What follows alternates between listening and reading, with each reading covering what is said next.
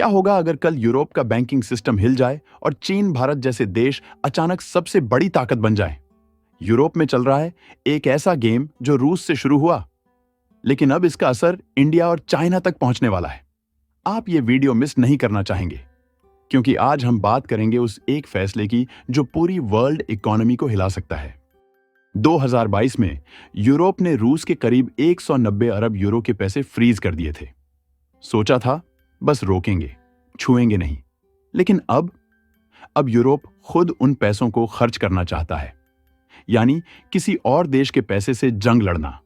सुनने में छोटा लगता है, लेकिन ये यूरोक्लियर नाम का एक ब्रसेल्स बेस्ड फाइनेंशियल हाउस है जिसके पास ये पूरा पैसा पड़ा है। और अब यूरोपियन यूनियन सोच रहा है क्यों ना रूस के पैसों से ही यूक्रेन की मदद कर दी जाए। लेकिन यहीं से शुरू होता है पूरा ड्रामा।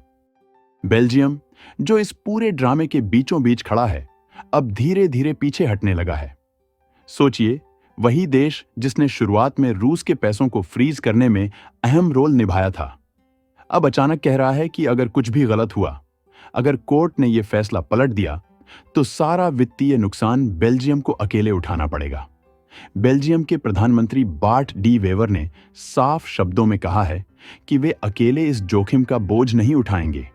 उनका कहना है कि बाकी 26 यूरोपीय देशों को भी इसमें बराबर की जिम्मेदारी लेनी चाहिए, वरना अगर कुछ उल्टा हुआ तो बेल्जियम को कानूनी और आर्थिक दोनों तरह से भारी कीमत चुकानी पड़ सकती है। लेकिन बाकी यूरोपीय देशों को यह बात बिल्कुल रास नहीं आई। उन्होंने बेल्जियम पर दोहरा खेल खेलने का आरोप लगाया है।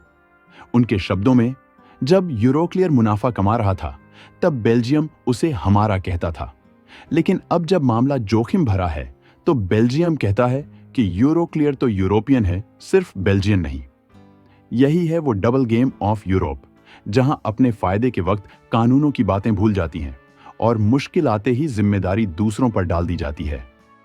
अब सवाल उठता है, जब यूरोप खुद अपने ही बनाए अंतर्राष्ट्रीय कानूनों को तोड़ रहा है, तो दुनिया के बाकी देश, खासकर भारत और चीन, इससे क्या सबक ले रहे हैं? इंडिया और चाइना दोनों ने पिछले कुछ सालों में अपने विदेशी मुद्रा भंडार, फॉरेन रिजर्व्स, को एक विकल्पीय वित्तीय सिस्टम में शिफ्ट करने की दिशा में तेजी दिखाई है, क्योंकि अब यह भरोसा लगभग खत्म हो गया है कि पश्चिमी बैंक या संस्थाएं किसी भी देश के पैसे को सुरक्षित रखेंगे। किसी भी दिन, किसी भी वजह से अरबों डॉलर फ्रीज किए जा सकते हैं, जैसे रूस के साथ हुआ। यही वजह है कि ब्रिक्स समूह अब एक डॉलर फ्री भुगतान प्रणाली, पेमेंट सिस्टम, पर काम कर रहा है। और इस नए सिस्टम का नेतृत्व भारत और चीन कर रहे हैं। इसका मकसद है ऐसी फाइनेंशियल दुनिया बनाना जो अमेरिकी या यूरोपीय बैंकों पर निर्भर न हो। अगर यह सिस्टम सफल होता है तो दुनिया का पूरा वित्तीय नक्शा बदल सकता है। यूरोप के अंदर हालात अब हर गुजरते दिन के साथ और भी गंभीर और विस्फोटक होते जा रहे हैं। एक समय था जब यूरोप खुद को स्थिरता और कानून व्यवस्था का प्रतीक मानता था, लेकिन अब वही यूरोप राजनीतिक अस्थिरता, ऊर्जा संकट और आर्थिक अव्यवस्था से जूझ रहा है। फ्रांस और जर्मनी, जो यूरोपीय संघ के सबसे मजबूत स्तंभ माने जाते हैं, अंदरूनी उथल-पुथल से गुजर रहे हैं। फ्रांस में जनता महंगाई, ईंधन की कीमतों और बेरोजगारी से परेशान है।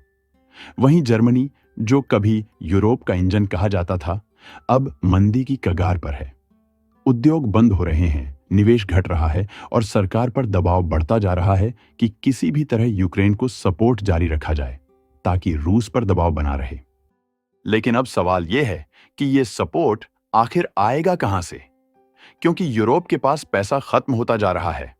इसी जल्दबाजी और राजनीतिक दबाव में ईयू ने एक नया और बेहद खतरनाक कदम उठाने की तैयारी शुरू की है।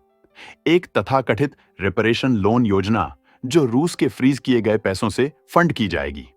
कुल 140 अरब यूरो का यह फंड यूक्रेन को हथियार, इंफ्रास्ट्रक्चर और युद्ध संचालन के लिए दिया जाएगा।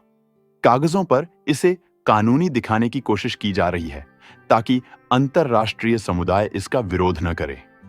लेकिन असल में यह कदम सीधे सीधे रूस के संपत्ति अधिकारों का उल्लंघन है।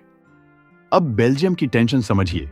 यूरोक्लियर, जो इन फ्रीज किए गए रूसी पैसों को संभाल रहा है, उसी की मेजबानी बेल्जियम करता है। बेल्जियम के प्रधानमंत्री बार्ट डी वेवर को डर है कि अगर रूस ने जवाबी कार्रवाई की या अगर अंतर्राष्ट्रीय अदालत ने इस फैसले को गैरकानूनी ठहराया तो पूरा नुकसान बेल्जियम को उठाना पड़ेगा। और अगर कोर्ट ने आदेश दिया कि रूस की संपत्तियां लौटाई जाए तो बेल्जियम की अर्थव्यवस्था पर एक भारी झटका लग सकता है, क्योंकि बेल्जियम पहले ही उन पैसों पर टैक्स और ब्याज कमा चुका है। अब सुनिए सबसे बड़ा ट्विस्ट, रूस ने पहले से ही इस पूरे कदम का काउंटर प्लान तैयार कर लिया है। अगर यूरोप ने उसके फ्रीज किए गए पैसों को छुआ या जब्त करने की कोशिश की तो रूस अपने देश में चल रही सैकड़ों वेस्टर्न कंपनियों की संपत्तियों को जब्त कर लेगा। बैंकों से लेकर ऊर्जा कंपनियों तक, कंज्यूमर गुड्स से लेकर ऑटोमोबाइल तक, हर उस सेक्टर पर रूस की नजर है जहां पश्चिमी कंपनियां अरबों डॉलर का बिजनेस कर रही हैं।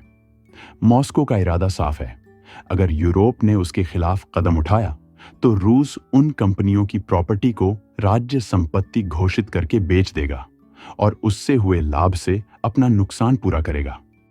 यह कदम यूरोप की अर्थव्यवस्था पर सीधा और सबसे बड़ा हमला साबित हो सकता है, क्योंकि अगर ऐसा हुआ तो विदेशी निवेशक यूरोप के फाइनेंशियल सिस्टम से भरोसा उठाना शुरू कर देंगे। निवेश घटेगा, कंपनियां बाहर निकलेंगी और यूरो की वैल्यू गिर जाएगी। इससे न सिर्फ यूरोप बल्कि पूरी पश्चिमी अर्थव्यवस्था पर गहरा असर पड़ेगा, और जब यूरोप में भरोसे का संकट पैदा होगा तो स्वाभाविक रूप से एशिया, खासकर भारत और चीन, इस खाली जगह को भरने के लिए आगे आएंगे। अब सोचिए, अगर यह टकराव और बढ़ा तो भारत और चीन जैसे देश जो पहले से ही रूस के साथ व्यापार को नए आर्थिक नियमों पर चला रहे हैं, उनके लिए यह डॉलर रहित ट्रेड पॉलिसी लागू करने का सबसे सुनहरा मौका है। यूरोप की यह गलती एशिया के लिए एक ऐतिहासिक अवसर साबित हो सकती है। भारत पहले ही रुपया रूबल पेमेंट सिस्टम पर प्रयोग कर चुका है, जिससे भारत ने रूस से तेल और रक्षा उपकरण खरीदे बिना डॉलर का इस्तेमाल किए। दूसरी तरफ चीन ने अपने युआन में ट्रेड सेटलमेंट को बढ़ावा दिया है, खासकर रूस, ईरान और सेंट्रल एशिया के देशों के साथ। चीन की CIPS प्रणाली अब स्विफ्ट का विकल्प बनती जा रही है, यानी वो ग्लोबल फाइनेंशियल नेटवर्क जो अब तक अमेरिका के कंट्रोल में था, धीरे धीरे एशिया के हाथों में शिफ्ट हो रहा है। अगर आने वाले 2 सालों में ब्रिक्स देश इस दिशा में सफल हो गए तो दुनिया का पावर बैलेंस पूरी तरह से पलट सकता है। यूरोप की कमजोर होती अर्थव्यवस्था, अमेरिका की बढ़ती राजनीतिक विभाजन और एशिया की बढ़ती आर्थिक एकता, ये तीनों मिलकर एक नई वर्ल्ड इकोनॉमिक ऑर्डर का संकेत दे रहे हैं। यूरोप की एक छोटी सी गलती, रूस के खिलाफ उठाया गया एक गलत कदम, शायद आने वाले दशक में डॉलर के पतन की सबसे बड़ी वजह बन जाए, क्योंकि जब ट्रस्ट टूटता है तो पैसा नई दिशा तलाशता है, और इस बार वो दिशा है पूर्व की ओर, यानी एशिया की ओर। अब सवाल ये है, क्या यूरोप का ये कदम पूरी दुनिया की आर्थिक दिशा बदल देगा? क्या इंडिया और चाइना अब नई ग्लोबल करेंसी सिस्टम के लीडर बनेंगे? और क्या डॉलर की ताकत अब खत्म होने की शुरुआत हो चुकी है?